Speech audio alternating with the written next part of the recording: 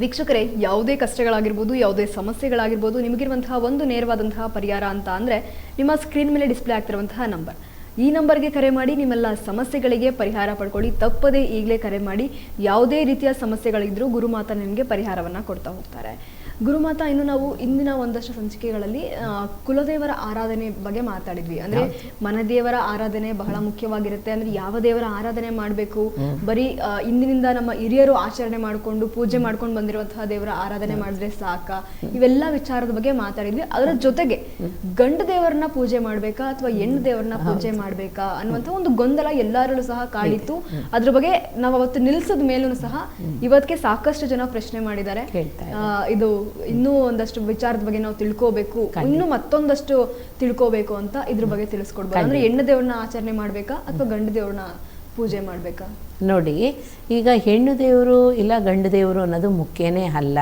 ನೋಡಿ, ಅದಕ್ಕೆ ಹೇಳೋದು ಮನೆ ದೇವರು ಅಂದರೆ ನಮ್ಮ ಮನನ ಕಾಪಾಡೋ ಅಂಥವ್ರು ಕುಲದೇವರು. ಆ ಕುಲಕ್ಕೆ ದೇವರಾಗಿರೋ ಅಂಥವ್ರು, ಆ ಕುಲದಲ್ಲೇ ಇರೋ ಅಂಥ ಭಗವಂತ, ಆ ಕುಲನೇ ಕಾಪಾಡ್ತಾ ಇದ್ದಾರೆ ಅಂದಮೇಲೆ ಆ ಕುಲದೇವ್ರನ್ನ ಹೆಣ್ಣಾಗಿರಲಿ ಗಂಡಾಗಿರಲಿ ಸರಿ ಸಮವಾಗಿ ಪೂಜೆ ಮಾಡೋ ಅಂಥದ್ದು, ವ್ಯತ್ಯಾಸ ನೋಡಬಾರ್ದು. ಆಗಿನ ಕಾಲದಿಂದ ಈಗಿನ ಕಾಲವರೆಗೂ ನಮ್ಮ ವಂಶದಲ್ಲೇ ಬಂದಿರೋ ಅಂಥದ್ದು. ಆ ದೇವ್ರನ್ನ ಪ್ರಾರ್ಥನೆ ಮಾಡಿ ಇದೇ ಮನೆ ದೇವರು ಅಂತ ತೋರಿಸಿರ್ತಾರೋ, ಕುಲದೇವರು ಅಂತ ತೋರಿಸಿರ್ತಾರೋ ದೊಡ್ಡವರು ಪಿತೃದೇವರುಗಳು, ಅದನ್ನೇ ಪೂಜೆ ಮಾಡಬೇಕು. ಖಂಡಿತ. ಒಂದು ಕರೆ ಇದೆ. ಓಕೆ, ಖಂಡಿತ ಮಾತಾಡೋಣ. ಹಲೋ ಹಲೋ ಹಲೋ, ನಮಸ್ತೆ ಅಮ್ಮ, ಎಲ್ಲಿಂದ ಕರೆ ಮಾಡ್ತಾ ಇರೋದು? ಹಲೋ ನಮಸ್ತೆ, ಎಲ್ಲಿಂದ ಕರೆ ಮಾಡ್ತಾ ಇರೋದು? ನಾವು ಪುನಾದಿಂದ ಮಾತಾಡ್ತಾ ಇದ್ದಮ್ಮ, ಅಮ್ಮನ ಹತ್ರ ಮಾತಾಡ್ಬೇಕು. ಓಕೆ, ನೀವು ಈ ಹಿಂದೆನೂ ಕರೆ ಮಾಡಿದ್ರಿ ಅಲ್ವಾ? ಹಾ, ಸ್ವಲ್ಪ ಮಗನ ಬಗ್ಗೆ ಕೇಳಬೇಕು. ಓಕೆ, ಗುರುಮಾತಾ ಹತ್ರ ಮಾತಾಡಿ. ಹೇಳಿ ಅಮ್ಮ. ಗುರುವೇ ಶರಣಂ. ನಮಸ್ಕಾರ ಅಮ್ಮ. ಗುರುವೇ ಶರಣಂ. ಅಮ್ಮ, ನನ್ನ ಮಗನ ಸಂಬಂಧ ಕೇಳಬೇಕಿತ್ತಮ್ಮ ನಿನ್ನ ಹತ್ರ. ಹೇಳಿಮ್ಮ. ನನ್ನ ಮಗ ಸ್ಕಾಲರ್ಶಿಪ್ ಮಾಡಿದಾನಮ್ಮ. ಅವನಿಗೆ MBA ಮಾಡೋದಿದೆ, ಹೊರಗಿನ ದೇಶಕ್ಕೆ ಹೋಗ್ಬೇಕಿದೆ. ಹಿಂಗಾಗಿ ಅವನದ್ದು ಸ್ಕಾಲರ್ಶಿಪ್ ಬರುತ್ತಾ ಅಂತ ಕೇಳೋದಿತ್ತಮ್ಮ. ಹೇಳಿಮ್ಮ, ಇನ್ನೊಂದು ಟೈಮ್ ಹೇಳಿಮ್ಮ. ಸ್ಕಾಲರ್ಶಿಪ್ ಅಮ್ಮ. ಹಾ, ಬರುತ್ತಾ ಅಂತ ಕೇಳ್ತೀರಾ? ಹಾ ಅಮ್ಮ, ಖಂಡಿತ ಸಿಗುತ್ತೆ ಅಮ್ಮ. ಅವನು ಎಲ್ಲಾ ಫಾರ್ಮ್ ಎಲ್ಲ ತುಂಬಿದಾನಂತಮ್ಮ. ಅದು ಲಕ್ ಇದ್ದವ್ರಿಗೆಲ್ಲ ಬರುತ್ತೆ, ರಿಸಲ್ಟ್ ನೋಡಿ ಬರುತ್ತೆ ಅಂತ ಇದ್ದಾನಮ್ಮ ಅವನು. ಖಂಡಿತ ಸಿಗುತ್ತೆಮ್ಮ, ಸಿಗುತ್ತೆ. ಅವನಿಗೆ ಹೊರಗಿನ ದೇಶಕ್ಕೆ ಹೋಗಿ ಅದು MBA ಮಾಡೋದಿದೆ ಅಮ್ಮ. ಅದ್ರ ಫೀ ಎಲ್ಲ ತುಂಬಾ ಇದೆ. ಅದು ಸ್ಕಾಲರ್ಶಿಪ್ ಬಂದ್ರೆ ಸ್ವಲ್ಪ ಕನ್ಸೆಷನ್ ಎಲ್ಲ ಸಿಗುತ್ತೆ, ಲೋನ್ ಎಲ್ಲ ಸಿಗುತ್ತೆ ಅಂತೆ. ಅದಕ್ಕಾಗಿ ಅದು ಸ್ಕಾಲರ್ಶಿಪ್ ಬರುತ್ತಾ ಅಂತ ಕೇಳ್ತಾ ಇದ್ದೆ. ಸಿಗುತ್ತೆ. ಆ ಮಗನ್ಗೆ ಖಂಡಿತ ಸಿಗೋದಕ್ಕೆ ಚಾನ್ಸಸ್ ತುಂಬಾ ಇದೆ. ಖಂಡಿತವಾಗಿ ಸಿಗುತ್ತೆ. ಚೆನ್ನಾಗಿ ಓದಿಸಿ, ಹುಡುಗನ ಚೆನ್ನಾಗಿ ಓದ್ತಾನೆ. ಕಳಿಸ್ಕೊಡಿ, ನೀವು ಬೇರೆ ದೇಶಕ್ಕೂ ಸಹ ಕಳಿಸ್ಕೊಡ್ಬೋದು. ಖಂಡಿತವಾಗಿ ಕಳಿಸ್ಕೊಡಿ, ಚೆನ್ನಾಗಿ ಓದ್ಲಿ. ಅವನಿಗೆ ಲಕ್ಕಿದೆ ಅಮ್ಮ, ಖಂಡಿತ ಸಿಗುತ್ತೆ. ಚೆನ್ನಾಗಿ ಲಕ್ಕಿದೆ, ಲಕ್ಕಿದೆ. ನೀವು ಮಾಡ್ಬೇಕಾಗಿರೋದು ಸ್ಕಾಲರ್ಶಿಪ್ ಸಿಕ್ಕಿರೋದೆಲ್ಲ ಲೋನ್ ಎಲ್ಲ ಸ್ವಲ್ಪ ಸಿಗುತ್ತೆ ಅಮ್ಮ. ಬ್ಯಾಂಕ್ ಲೋನ್, ಎಜುಕೇಶನ್ ಲೋನು ಎಲ್ಲಾನು ಸಿಗುತ್ತೆ. ಎಲ್ಲನೂ ಸಿಗುತ್ತೆ. ಅದಕ್ಕಿಂತ ಮುಂಚೆ ನೀವು ಮಾಡಬೇಕಾಗಿರೋದು ಮಗನ ಹೆಸರಲ್ಲಿ ಅಲ್ಲಿ ನೀವಿರ ಅಂತ ಹತ್ರದಲ್ಲೇ ಗುರು ದೇವಸ್ಥಾನ. ಗುರು ಅಂದರೆ ಸಾಯಿಬಾಬಾ ಸ್ವಾಮಿ ಆಗಿರಲಿ, ಅಥವಾ ರಾಘವೇಂದ್ರ ಸ್ವಾಮಿ ಆಗಿರಲಿ, ಅಥವಾ ಗುರು ದತ್ತಾತ್ರೇಯ ಆಗಿರಲಿ, ದಕ್ಷಿಣ ಮೂರ್ತಿ ಆಗಿರಲಿ, ಅಲ್ಲದು ಯಾರಾದರೂ ಜೀವ ಸಮಾಧಿ ಆಗಿದ್ದಂಥದ್ದು. ಜೀವ ಸಮಾಧಿ ಮಹಾನ್ಗಳು ಬೇರೆ, ಜೀವ ಸಮಾಧಿ ಆಗಿರೋ ಅಂಥವ್ರು ಬೇರೆ. ಅಂಥವ್ರು ಇದ್ರು ಅಂತ ಅಂದರೆ ಖಂಡಿತ ಹೋಗಿ ನೀವೇನಾದರೂ ಪರಿಹಾರ ಮನೇಲಿಂದನೇ ಏನಾದರೂ ಒಂದು ಅಡುಗೆನ ಮಾಡ್ಕೊಂಡೋಗಿ, ಒಂದು ಸ್ವೀಟ್ ಪೊಂಗಲ್ ಆಗಿರಲಿ, ಅಲ್ಲದು ಸಜ್ಜಿಗೆ ಆಗಿರಲಿ, ಇಲ್ಲ ಪಾಯಸ ಆಗಿರಲಿ, ಇಲ್ಲ ಪಾನಕ ಆಗಿರಲಿ, ಇದನ್ನ ತಗೊಂಡೋಗಿ ಒಂದು 10-6 ಜನಕ್ಕೆ ಹಂಚ್ಬಿಟ್ಟು ಬನ್ನಿ. ಖಂಡಿತ ಒಳ್ಳೇದಾಗುತ್ತಮ್ಮ. ಸಿಗುತ್ತೆ. ಗುರುವೇ ಶರಣಮ್ಮ. ನಮಸ್ಕಾರ. ವೀಕ್ಷಕರೇ, ಯಾವುದೇ ರೀತಿಯ ಕಷ್ಟಗಳಾಗಿರ್ಬೋದು, ಯಾವುದೇ ರೀತಿಯ ಸಮಸ್ಯೆಗಳಾಗಿರ್ಬೋದು, ನಿಮಗೆ ಇರುವಂತಹ ಒಂದು ನೇರವಾದಂತಹ ಪರಿಹಾರ ಅಂತಂದರೆ ನಿಮ್ಮ ಸ್ಕ್ರೀನ್ ಮೇಲೆ ಡಿಸ್ಪ್ಲೇ ಆಗ್ತಿರುವಂತಹ ನಂಬರ್. ಈ ನಂಬರ್ಗೆ ಕರೆ ಮಾಡಿದ್ರೆ ನಿಮಗಿರುವಂತಹ ಎಲ್ಲ ಸಮಸ್ಯೆಗಳು ದೂರ ಆಗುತ್ತೆ ಅಂತಲೇ ಹೇಳ್ಬೋದು. ತಪ್ಪದೇ ಕರೆ ಮಾಡಿ ನಿಮ್ಮೆಲ್ಲ ಸಮಸ್ಯೆಗಳಿಗೆ ಪರಿಹಾರ ಪಡ್ಕೊಳ್ಳಿ. ಗುರುಮಾತಾ, ಇನ್ನು ಕುಲದೇವರ ಆರಾಧನೆ ಬಗ್ಗೆ ಮಾತಾಡ್ತಾ ಇದ್ವಿ. ಅದರಲ್ಲೂ ಪ್ರಮುಖವಾಗಿ ಗಂಡು ದೇವರ ಆರಾಧನೆ ಮಾಡಬೇಕಾ ಅಥವಾ ಹೆಣ್ಣು ದೇವರ ಆರಾಧನೆ ಮಾಡಬೇಕಾ ಅನ್ನೋ ವಿಚಾರದ ಅದ್ರ ಬಗ್ಗೆ ಮಾತಾಡ್ತಾ ಇದ್ವಿ. ಹೌದು. ನೋಡಿ, ಈಗ ಗಂಡು ಹೆಣ್ಣು ಅನ್ನೋದು ಡಿಫ್ರೆಂಟ್ ಅಲ್ಲ. ಮನೆ ದೇವರಾಗಿರಬೇಕು, ಕುಲದೇವರು ಅದೆಂಥದ್ದೇ ಆಗಿರಲಿ, ಎರಡು ದೇವರನ್ನು ಸರಿ ಸಮವಾಗಿ. ಇವಾಗ ಹೆಣ್ಣು ದೇವರು ನಮ್ಮ ಕುಲದಲ್ಲಿ ಬರ್ತಾ ಇದ್ದಾರೆ, ಹೆಣ್ಣು ದೇವ್ರನ್ನೇ ನಾವು ಆಚರಣೆ ಮಾಡೋ ಅಂಥದ್ದು ಅಂತ ಅಂದರೆ ಖಂಡಿತ ಅವ್ರನ್ನೇ ನಾವು ಪೂಜೆ ಮಾಡಬೇಕು. ಇಲ್ಲ ಗಂಡು ದೇವರೇ ಮಾತ್ರನೇ ನಮಗಿರೋ ಅಂಥದ್ದು, ಅವನ್ನ ಮಾತ್ರನೇ ನಾವು ಪೂಜೆ ಮಾಡೋ ಅಂಥದ್ದು ಅಂದರೆ ಅವ್ರನ್ನೇ ಪೂಜೆ ಮಾಡಿ. ಇವಾಗ ಒಂದೊಂದು ಕುಲಕ್ಕೆ 2 ದೇವರು ಇರುತ್ತೆ, ಗಂಡು ದೇವರು ಇರುತ್ತೆ, ಹೆಣ್ಣು ದೇವರು ಇರುತ್ತೆ. ಇದರಲ್ಲಿ ಕನ್ಯಾಸ್ತ್ರೀ ಸಹ ಸೇರಿ ಬರ್ತಾರೆ, ಸಪ್ತ ಕನ್ಯನೂ ಸಹ ಸೇರಿ ಬರುತ್ತೆ. ಆಗ ಆಗಿರೋ ಅಂಥ ಸಮಯದಲ್ಲಿ ಖಂಡಿತ ಅದನ್ನು ಡಿಫ್ರೆಂಟ್ ಮಾಡಿ ಬೇರೆ ಬೇರೆ ಮಾಡಬಾರ್ದು. ಪೂಜೆ ಒಂದೇ ಸರಿಸಮವಾಗಿ ಮಾಡಲೇಬೇಕು, ಎರಡನ್ನೂ ಪೂಜೆ ಮಾಡಬೇಕು. ಇವಾಗ ಬೇರೆ ಬೇರೆ ರೀತಿಯಲ್ಲೇ ಖಂಡಿತ ಮಾಡ್ಕೋಬಾರ್ದು. ಹೆಣ್ಣಾಗಿರಲಿ ಗಂಡಾಗಿರಲಿ ಖಂಡಿತ ಕುಲಕ್ಕೆ ಅಂತ ಬಂದಿದ್ದು ಯಾವ ದೇವರಾಗಿದ್ರೇನೂ ಸರಿ ಸಮಾನವಾಗಿ ಮನಸ್ಸಿಂದ ಖಂಡಿತ ಪೂಜೆ ಮಾಡಲೇಬೇಕು. ಅದರಲ್ಲಿ ಡಿಫ್ರೆಂಟ್ ನೋಡಬಾರ್ದು. ಗುರುವೇ ಶರಣಂ. ವೀಕ್ಷಕರೇ, ನಿಮ್ಮೆಲ್ಲ ಕಷ್ಟಗಳಿಗೆ, ನಿಮ್ಮೆಲ್ಲ ಸಮಸ್ಯೆಗಳಿಗೆ ನಿಮಗಿರುವಂತಹ ನೇರವಾದಂತಹ ಒಂದು ಪರಿಹಾರ ಅಂತ ಅಂದರೆ ನಿಮ್ಮ ಸ್ಕ್ರೀನ್ ಮೇಲೆ ಡಿಸ್ಪ್ಲೇ ಆಗ್ತಿರುವಂತಹ ನಂಬರ್. ತಪ್ಪದೇ ಕರೆ ಮಾಡಿ ನಿಮ್ಮೆಲ್ಲ ಸಮಸ್ಯೆಗಳಿಗೆ ಪರಿಹಾರ ಪಡ್ಕೊಳ್ಳಿ. ಗುರುಮಾತ ಒಂದು ಕರೆ ಇದೆ, ಅದನ್ನು ತಗೊಳ್ಳೋಣ. ಓಕೆ. ಹಲೋ ಹಲೋ ಹಲೋ, ಕೇಳಿಸ್ತಾ ಇದೆಯಾ? ಹಲೋ, ನಮಸ್ತೆ ಅಮ್ಮ, ಎಲ್ಲಿಂದ ಕರೆ ಮಾಡ್ತಾ ಇರೋದು? ಮೇಡಮ್, ತುಮಕೂರಿಂದ ಮಾಡ್ತಾ ಇದ್ದೀನಿ. ತುಮಕೂರಿಂದ. ಓಕೆ, ಯಾರ ಬಗ್ಗೆ ಕೇಳಬೇಕಿತ್ತು? ನಮ್ಮ ಮನೆ ಬಗ್ಗೆನೇ ಕೇಳಬೇಕಾಗಿತ್ತು. ಓಕೆ, ಅವ್ರಿದ್ದಾರಾ ನಿಮ್ಮ ಜೊತೆಲಿ ಇವಾಗ? ನಾವು ನಮ್ಮ ಮನೆ ಕೇಳಬೇಕಾಗಿತ್ತು ಮೇಡಮ್. ಅಲ್ಲಲ್ಲ, ನಿಮ್ಮ ಜೊತೆಲಿ ಇದ್ದಾರಾ ಅವರು? ಯಾರು? ನಿಮ್ಮ ಮನೆ ಬಗ್ಗೆ ಕೇಳಬೇಕಾ ಅಥವಾ ನಿಮ್ಮ ಮನೆಯವ್ರ ಬಗ್ಗೆ ಕೇಳಬೇಕಿತ್ತಾ? ನಮ್ಮ ಮನೆ ಬಗ್ಗೆ. ಓಕೆ, ಗುರು ಇದ್ದಾರೆ, ಮಾತಾಡಿ. ನಮಸ್ಕಾರ ಅಮ್ಮ. ನಮಸ್ಕಾರ ಗುರುಮಾತೆ. ನಮಸ್ಕಾರ ಗುರುವೇ ಶರಣಂ. ಹೇಳಿಮ್ಮ. ಇದು ಇಲ್ಲಿಗೆ ಒಂದು ವಾರದ ಮುಂಚೆ ತಲೆ ಮೇಲೆ ಅಲ್ಲಿ ಬಿದ್ದಿತ್ತು. ಹೇಳಿಮ್ಮ, ಹೇಳಿ, ಕೇಳಿಸ್ತಾ ಇದೆ, ಹೇಳಿಮ್ಮ. ಅದೇ ತಲೆ ಮೇಲೆ ಅಲ್ಲಿ ಬಿದ್ದಿತ್ತು. ಅದಾದ್ಮೇಲೆ ನನ್ನ ತಮ್ಮ, ನಮ್ಮ ಅಕ್ಕ ತಂಗಿಯರೆಲ್ಲ ಒಂದು ಸ್ವಲ್ಪ ಇದಾಗಿ ಮಾತಾಡ್ಸ್ಕೊಂಡು ಇದ್ ಮಾಡ್ತಾ ಇದಾರೆ. ತೊಂದರೆ ಆಗ್ತಾ ಇದೆ ಕುಟುಂಬದಲ್ಲಿ. ಅಲ್ಲಿ ಬಿದ್ಮೇಲೆ ಈ ಥರ ಆಗ್ತಾ ಇದೆಯಮ್ಮ? ಬಿದ್ದೊಂದು ವಾರಕ್ಕೆ ಈ ಥರ ಆಯ್ತು. ಒಂದು ವಾರಕ್ಕೆ. ಅದೇನು ತಲೆ ಮೇಲೆ ಎಡಗಡೆ ಭಾಗ ಬಿತ್ತ, ಬಲಗಡೆ ಭಾಗನ ಅಮ್ಮ? ಬಲಗಡೆ ಭಾಗ ಬಿತ್ತು, ಮುಂದೆಗಡೆ ಈ ಕಿವಿ ಮೇಲ್ಗಡೆ ಬಿದ್ದಿತ್ತು. ಅಲ್ಲಿಂದ ನಮ್ಮ ಮನೆಗೂ ಸ್ವಲ್ಪ ಮನಸ್ತಾಪ, ನನ್ನ ಮಗುಗೆ ಹುಷಾರಿರ್ಲಿಲ್ಲ, ಬೈದಾಗಿತ್ತು. ಅದು ಬಿದ್ಮೇಲೆ ನೀವು ದೇವಸ್ಥಾನಕ್ಕೆ ಸ್ನಾನ ಮಾಡ್ಕೊಂಡು ದೇವಸ್ಥಾನಕ್ಕೆ ಹೋಗಿ ಪೂಜೆ ಕೊಟ್ರಮ್ಮ? ಇಲ್ಲ ಮೇಡಮ್, ಅದು ಇದು ಸ್ನಾನ ಮಾಡ್ಕೊಂಡು ಮನೆಯಲ್ಲೇನೆ ದೀಪ ಹಚ್ಚಿ ಅಲ್ಲಿದು ಕೋತಾ ಇತ್ತು, ಅದಕ್ಕೆ ಪೂಜೆ ಮಾಡಿದೆ. ಅಲ್ಲಿಂದ ಮನೆಯಲ್ಲಿ ಉಪ್ಪುನು ಮೆಣಸು ಇಡ್ರಿ ಅಂತ ಹೇಳಿದ್ರು ಯಾರನೋ, ಅದಕ್ಕೆ ಇಟ್ಬಿಟ್ಟು ಪೂಜೆ ಮಾಡಿ ಮತ್ತೆ ಅದನ್ನ ನೀರೊಳಗೆ ಹಾಕ್ತೀವಿ. ಸರಿ ಅಮ್ಮ, ಒಂದು ವಿಷಯ ನೋಡಿ, ಅಳಬೇಡಿ, ನಿಧಾನದಿಂದ ಕೇಳ್ಕೊಳ್ಳಿ. ಏನು ಅಂತಂದರೆ ಅಲ್ಲಿ ಬಿದ್ದಿದ ತಕ್ಷಣ ಎಲ್ಲರೂ ಭಯಪಡ್ತಾರೆ. ಭಯಪಡಬೇಕಾಗಿರೋ ಅವಶ್ಯಕತೆ ಇಲ್ಲ. ನೋಡಿ, ಅದು ಒಂದೊಂದು ಜಾಗದಲ್ಲಿ ಇದ್ಕೊಂಡು ಸಹ ಅದು ನುಡಿಯುತ್ತೆ. ಅದು ನುಡಿಯುವಾಗ ಎಲ್ಲರೂ ಮನವಾಗ್ಲೇ ಅದು ಒಂಥರ ಡಿಫ್ರೆಂಟಾಗಿ ಅಲ್ಲಿ ನುಡಿತಾ ಐತೆ, ಏನೋ ನಮಗೆ ಕಾಯ್ಕೊಂಡಿದೆ ಅಂತಾರೆ. ನೆಗೆಟಿವ್ಸ್ ಯಾವಾಗಲೂ ಮಾತಾಡಬಾರ್ದು. ಯಾಕೆ ಅಂತ ಅಂದರೆ ಅಲ್ಲಿ ಬಿದ್ದಿದ್ದಾಗಲಿ ಅಲ್ಲಿ ನುಡಿಯೋ ಅಂಥದ್ದಾಗಲಿ ನಮ್ಮನ್ನೇನು ತೊಂದರೆ ಮಾಡೋದಿಲ್ಲ. ಅದು ಕಾರಣ ಏನು ಅಂತಂದರೆ ಸೂಕ್ಷ್ಮೆ ಕೊಡಕ್ಕೆ ಬಂದಿರುತ್ತೆ. ಆ ಸೂಕ್ಷ್ಮೆ ಹುಷಾರಾಗಿರಿ. ನೋಡಿ ಅಮ್ಮ, ಆ ತಲೆ ಮೇಲೆ ಬಿದ್ದಿದ್ದೇನೆ ಅವ್ರಿಗೆ ಒಂದು ದೋಷದಿಂದ ಪರಿಹಾರ ಮಾಡಿದ್ದಾರೆ, ಪ್ರಾಣ ಹೋಗ ಅಂಥದ್ದನ್ನು ಉಳಿಸಿದ್ದಾರೆ ಆ ಕೃಷ್ಣ ಪರಮಾತ್ಮ. ನೀವು ಯಾರು ಮಾತಾಡಲಿಲ್ಲ ಅಂತ ದುಃಖ ಪಡಬೇಡಿ, ಜಗಳ ಆಡ್ತಾ ಇದ್ದಾರೆ ಅಂತ ದುಃಖ ಪಡಬೇಡಿ. ಅದೆಲ್ಲ ಸರಿ ಹೋಗ್ಬಿಡುತ್ತೆ, ನಿಮ್ಮೊಳಗಡೆ ಎಲ್ಲ ಪ್ರೀತಿ ವಿಶ್ವಾಸ ಬಂದ್ಬಿಡುತ್ತೆ ಖಂಡಿತ. ಅದಕ್ಕೋಸ್ಕರ ದುಃಖ ಪಟ್ಕೋಬೇಡಿ. ಅವ್ರ ಪ್ರಾಣನ ಭಗವಂತ ಕಾಪಾಡಿದಾನೆ ಅಂದ್ಕೊಳ್ಳಿ, ಸರಿನ್ರಾ? ಅದೇ ರೀತಿ ಒಂದು ಕೃಷ್ಣ ದೇವಸ್ಥಾನ ಇತ್ತು ಅಮ್ಮ.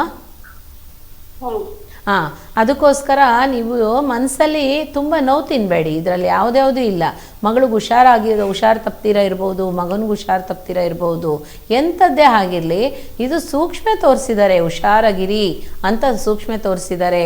ಯಾವುದಾದ್ರೂ ಬರ್ಬೋದು, ಒಂದು ಜ್ಞಾನಶಕ್ತಿಯಿಂದ ಇರಿ ಅಂತ ಸೂಕ್ಷ್ಮ ತೋರಿಸಿದ್ದಾರೆ. ಅದನ್ನು ನೀವು ದೇವಸ್ಥಾನಕ್ಕೆ ಹೋಗ್ಬಿಟ್ಟು, ಒಂದು ಆಂಜನೇಯನ ದೇವಸ್ಥಾನ ಆಗಲಿ ಅಮ್ಮ, ಅಥವಾ ಅಲ್ಲಿ ಕೃಷ್ಣನ ದೇವಸ್ಥಾನ ಇದೆ ಅಂತಂದ್ರೇ ಸ್ವಲ್ಪ ತುಳಸಿ ತಗೊಂಡೋಗಿ ಖಂಡಿತ ಮಂಗಳವಾರ ಪೂಜೆ ಕೊಟ್ಬಿಟ್ಟು ಬನ್ನಿ, ಎಲ್ಲನೂ ಒಳ್ಳೇದಾಗುತ್ತಮ್ಮ. ಭಯ ಬೀಳಬೇಡಿ, ರಿಲ್ಯಾಕ್ಸ್ ಆಗಿರಿ. ಇದರಿಂದ ಮನೇಲಿ ನಮ್ಮ ಮನೆಯಲ್ಲಿ ನಮ್ಮ ಯಜಮಾನ್ರು ಅಷ್ಟೇ, ನಮ್ಮ ಮಗನೂ ಅಷ್ಟೇ. ಹಲೋ ಹೇಳಿಮ್ಮ, ಹೇಳಿ. ನನ್ನ ಮಗುಗೆ ಅವ್ನು ಸ್ವಲ್ಪ ಹುಷಾರಿದ್ದಾಗಿತ್ತು. ಒಬ್ಬನೇ ಮಗ ಇರೋದ್ ಮೇಡಮ್, ಅವ್ನು ಡಿಗ್ರಿ ಓದ್ತಾ ಇದ್ದಾನೆ.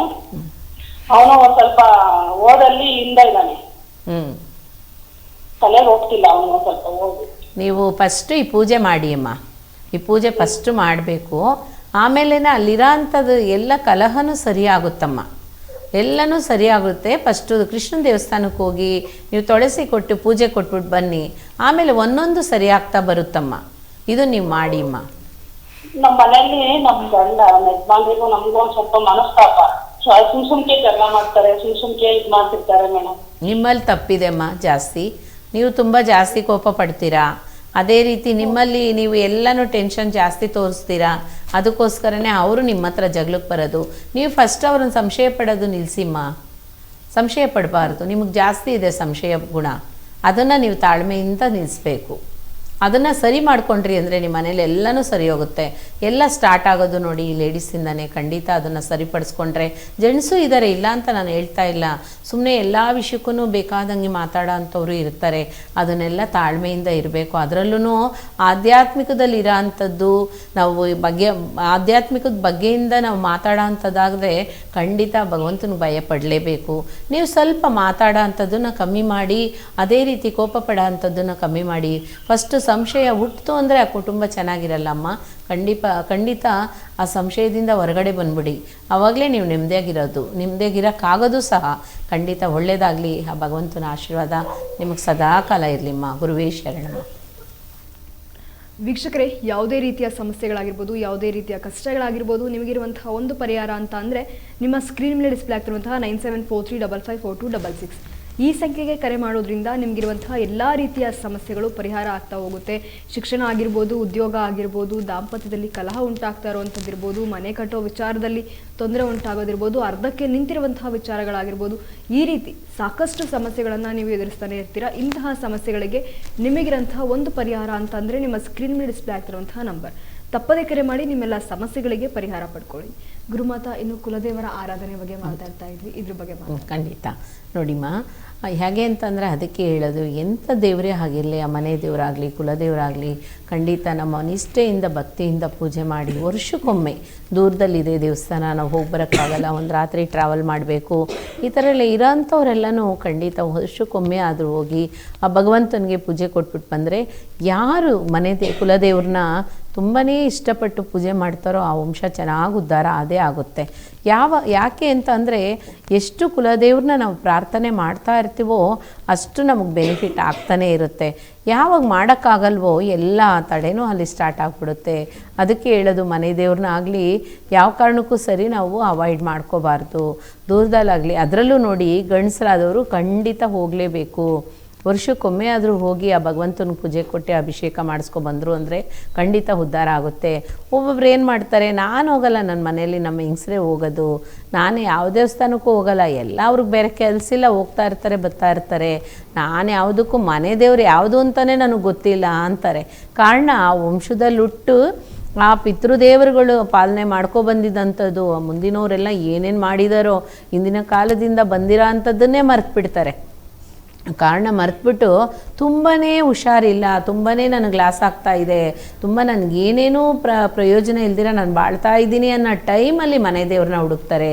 ಹೋಗಿ ಜ್ಯೋತಿಷ್ಯರ ಹತ್ರ ಕೇಳ್ತಾರೆ, ನನ್ನ ಮನೆ ದೇವ್ರು ಯಾವುದು ಅಂತ ನೀವು ಬರ್ಕೊಡೋಕ್ಕಾಗುತ್ತಾ, ಕೇಳೋಕ್ಕಾಗುತ್ತಾ ಅಂತ ಹೋಗ್ತಾರೆ. ನೋಡಿ, ನಮ್ಮ ಮನೆ ದೇವ್ರು ಯಾವುದು ಅಂತ ಅವ್ರಿಗೇನು ಗೊತ್ತಿರುತ್ತೆ ಅಲ್ವಾ? ಹಾಗಾಗಿ ನಮ್ಮನೆ ದೇವ್ರು ನಾನೇ ಮರ್ತ್ಬಿಟ್ಟಿದ್ದೀನಿ ಅಂದಮೇಲೆ ಇನ್ನೊಬ್ರಿಗೆ ಅದು ಹೆಂಗೆ ಗೊತ್ತಾಗ್ಬಿಡುತ್ತೆ? ಜ್ಯೋತಿಷ್ಯರಾಗಲಿ ಅವ್ರು ಹೇಳೋ ಅಂಥದ್ದು ನಿಮ್ಗೆ ಈ ಥರ ಇರ್ಬೋದು ನೋಡಿ ಅಂತಲೇ ಹೇಳೋಕ್ಕೆ ಸಾಧ್ಯ ವಿನಃ ಏನೂ ಮಾಡೋಕ್ಕಾಗಲ್ಲ. ಇವಾಗ ನನ್ನ ಹತ್ರ ಬರೋರೇ ನಾನು ಹೇಳ್ಬೋದು, ಹೆಣ್ಣು ದೇವರಾಗಿರ್ಬೋದು ಗಂಡು ದೇವರಾಗಿರ್ಬೋದು, ಆದರೆ ರಾಘವೇಂದ್ರ ಸ್ವಾಮಿ ಅನುಗ್ರಹದಿಂದ ಯಾವ ದೇವರು ಅನ್ನೋದು ಖಂಡಿತವಾಗ್ಲೂ ಹೇಳ್ಬೋದು. ಅದಕ್ಕೋಸ್ಕರನೇ ಮನೆ ದೇವ್ರನ್ನ ಫಸ್ಟು ನಾವೆಷ್ಟು ಚಿಕ್ಕ ಮಗುನ ಪ್ರೀತಿ ಮಾಡ್ತೀವೋ, ಎಷ್ಟು ವಿಶ್ವಾಸ ತೋರಿಸ್ತೀವೋ ಅದೇ ರೀತಿ ಆ ಭಗವಂತನ ಮುದ್ದತೆಯಿಂದ ಯಾವಾಗಲೂ ಪೂಜೆ ಮಾಡ್ತಾನೆ ಇರಬೇಕಂತೆ. ಫಸ್ಟು ನಾವು ದೀಪ ಹಚ್ಚುವಾಗಲೇ ಗಣೇಶನ ಪ್ರಾರ್ಥನೆ ಮಾಡಾಯಿತು ಅಂದರೆ ಮನೆ ದೇವ್ರ ಹೆಸರಲ್ಲೇ ಒಂದು ದೀಪ ಹಚ್ಚಲೇಬೇಕು. ಅದೇ ರೀತಿ ಇಷ್ಟ ದೇವ್ರ ಹೆಸರಲ್ಲೂ, ಒಂದು ಕುಲದೇವ್ರ ಹೆಸರಲ್ಲೂ ಇಷ್ಟ ದೇವ್ರ ಹೆಸರಲ್ಲೂ ಒಂದು ದೀಪ, ಒಂದೊಂದು ದೀಪ 2 ದೀಪ ಹಚ್ಚಲೇಬೇಕು. ನೋಡಿ, ಮನೆಯಲ್ಲಿ ಯಾವಾಗಲೂ ಒಂದು ದೀಪ ಹುರಿಬಾರ್ದು. ಯಾಕೆ ಅಂತಂದರೆ ಆ ಕುಲದೇವ್ರಿಗೋಸ್ಕರ ಒಂದು, ಅದೇ ರೀತಿ ಇಷ್ಟ ದೇವ್ರಿಗೋಸ್ಕರ ಒಂದು ಅನ್ನೋಂಥದ್ದು ಆ ನಂದಾದೀಪ 2 ಹಚ್ಚಲೇಬೇಕಂತೆ. ಹಾಗಾಗಿ ನೋಡಿ, ದೀಪದ ಕಂಬ ಇಟ್ಟು ನಾವು ದೀಪ ಹಚ್ಚೋದು ಕಾರಣ ಇದಕ್ಕೋಸ್ಕರನೇ. 2 ಕಂಬ ಇಟ್ಟರೆ ಅದಕ್ಕೆ ಒಂದು ಅಲಂಕಾರ ಅಲ್ವಾ? ಹಾಗಾಗಿ ಯಾವುದೇ ಆಗಿರಲಿ ಆ 2 ಅನ್ನೋದಿಲ್ಲ ಅಂತ ಅಂದರೆ ಎಲ್ಲನೂ ಮಾಯೇನೆ. ಆ ಭಗವಂತನೂ ಇರಬೇಕು, ಮನೆ ದೇವರು ಇರಬೇಕು, ಕುಲದೇವರು ಇರಬೇಕು, ಇಷ್ಟ ದೇವರು ಇರಬೇಕು.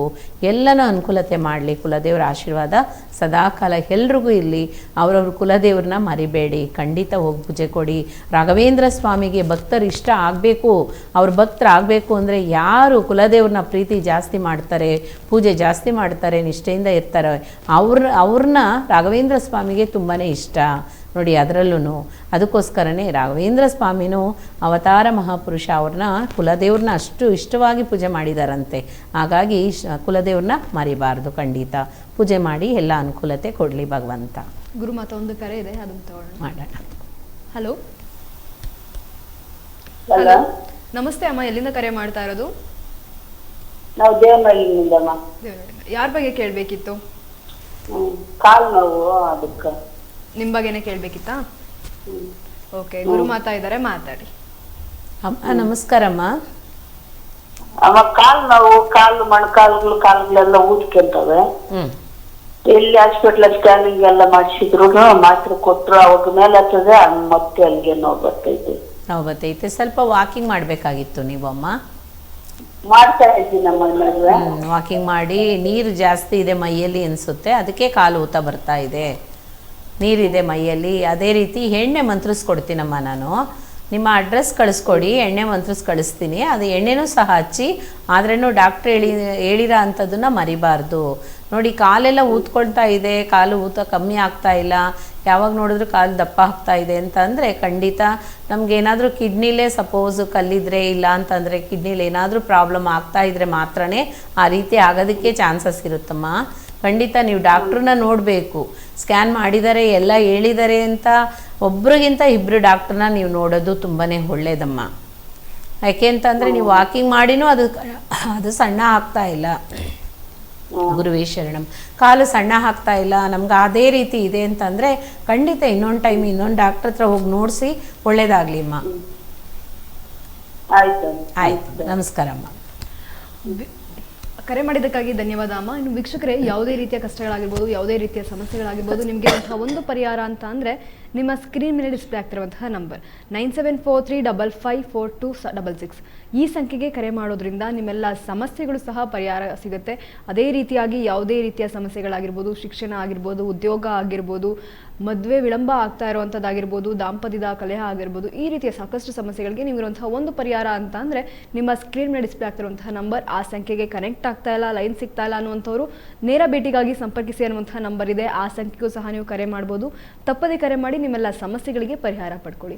ಗುರುಮಾತಾ, ಇನ್ನು ಇವತ್ತಿನ ಕಾರ್ಯಕ್ರಮದಲ್ಲಿ ಕುಲದೇವರ ಆರಾಧನೆ ಆಗಿರ್ಬೋದು, ಸರ್ಪದೋಷ ಆಗಿರ್ಬೋದು, ಕನ್ಯಾದೋಷ ಆಗಿರ್ಬೋದು, ನಾಗದೋಷ ಆಗಿರ್ಬೋದು, ಕೆಲವೊಂದಷ್ಟು ದೋಷಗಳಿಗೆ ಸಾಕಷ್ಟು ಪರಿಹಾರವನ್ನು ತಿಳಿಸ್ಕೊಟ್ರಿ. ಯಾವ ರೀತಿ ದೂರ ಇರಬೇಕು ಅಂತಹ ದೋಷಗಳಿಂದ ಅಂತ ತಿಳಿಸ್ಕೊಟ್ರಿ.